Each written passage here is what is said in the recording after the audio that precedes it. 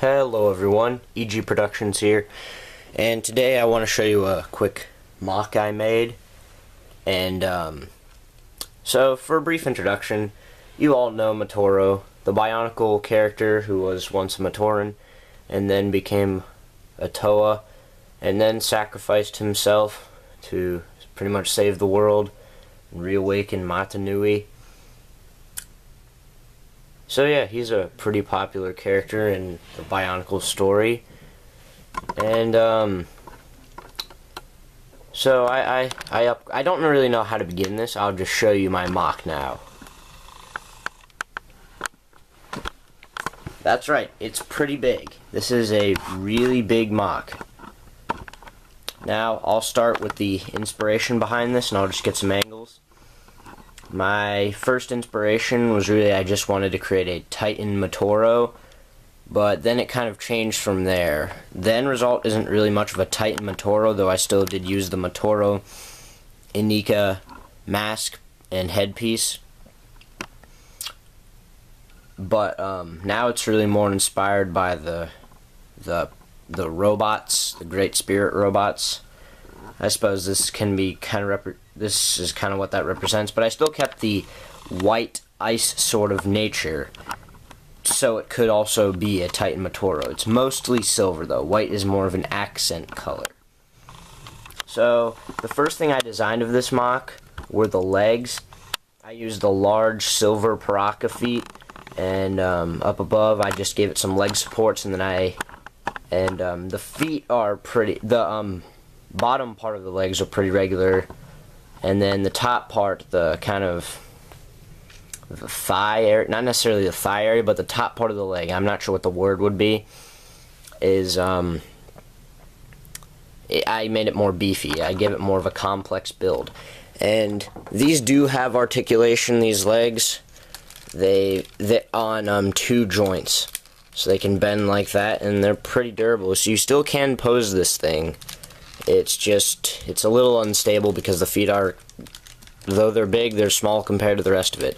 But this can bend in both ways. And down here I just want to give it some armor coverage to make it as armored as possible. And here you have a close look at the leg supports. I just used the Pharaoh and Skirmix style of leg supports to do this, nothing too out of the ordinary. And then here's the back. I put these back here just to give it more of a robotic look, like these would be turning like they're gears. And same on the other side. So the legs are probably my favorite part about this mock.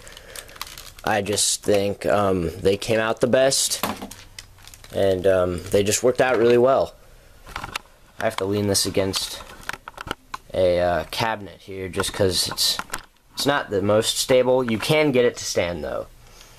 Next we'll move on to the body. The body, though it looks solidified, is just simply a gigantic hodgepodge of different pieces. Pretty much any ones I found that fit the overall color scheme and looked cool.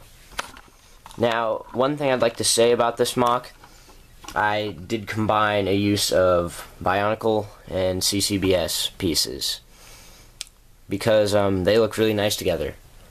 Now, there's just one thing I'd like to point out. Due to the lack of enough parts of a certain color, I did use the Krager dark or like Metro Green armor plates here. It probably doesn't look like it, but it is here, here, here, here, and I think one other place. But it's the closest I had. So ignoring that, the color scheme is pretty much just completely concise. Even with all the blue pins, it still works. The only thing that really sticks out are the red pins there, but those are pins. There's nothing you can really do about that. So anyway, like I said, the body, it takes up 3 Inika torsos, and they're connected through different joints. It's hard to explain, but just know that it takes up the skeleton part of it is basically 3 Inika torsos. I built the skeleton of it first, and then I just added armor on top of it. So yeah, it came out really nicely. This part I used a Harry Potter wand rod piece just so I could fit this on there. I don't like how this sticks out because it doesn't really work with the rest of the body. It sticks out too much because the rest of the body isn't that like broad, that part. I don't know.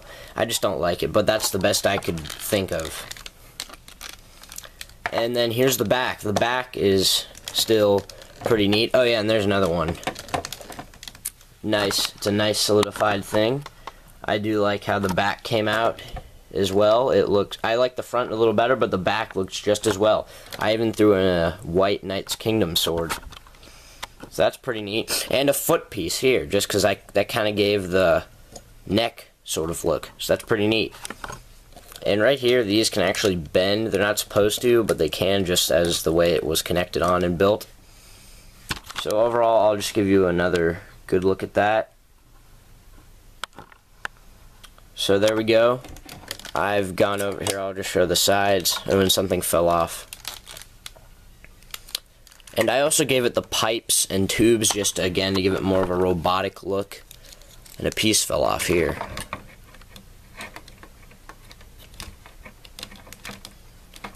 Alright. Now onto the arms. The arms, I wish I could have done the arms better. For the legs actually came pretty easy to me. I figured out how to do those nice. And one thing I'd like to say about the legs, actually, I forgot to mention, I did give it some extra friction here by just adding an extra sort of connector leg piece. I don't know what to call it. It's a Rakshi arm connected to another hand piece here, just to give it more stability. Yeah, that's what it was, stability. Alright, so here we go. Onto the arms. Like I said, I used Technic lift arms here, and I just used those. Those were the original things for the arms. I just designed the skeleton, and then I just built up armor around it. And I'll show you what it looks like from the back. On the back, I put some jets here, and I gave it these, I believe they're Baraki claws.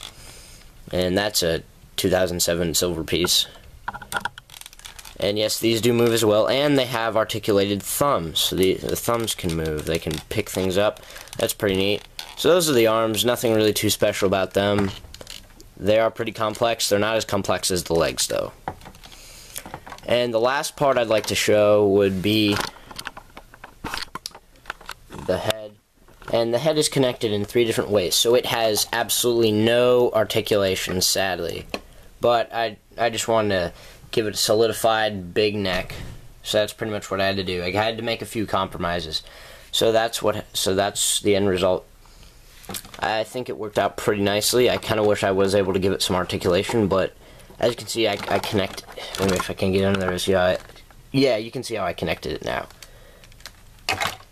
So overall, that is my large Titan MOC. This is the largest Bionicle MOC and probably the largest MOC itself I've ever made, and it took quite a while to make. So please tell me what you think in the comments, and I'll just give you one more look at the whole thing.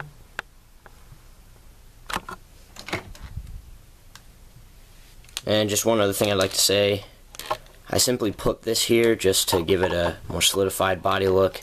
That doesn't connect to anything on this end. And then we have the back. And there we go. That's it. I hope you've enjoyed this video, and I will be making more MOCs. The reason I made a video of this now is because I'm going to take this apart and use its components to build other things. So more MOC videos should be coming. Thank you for watching, and I'll see you next time.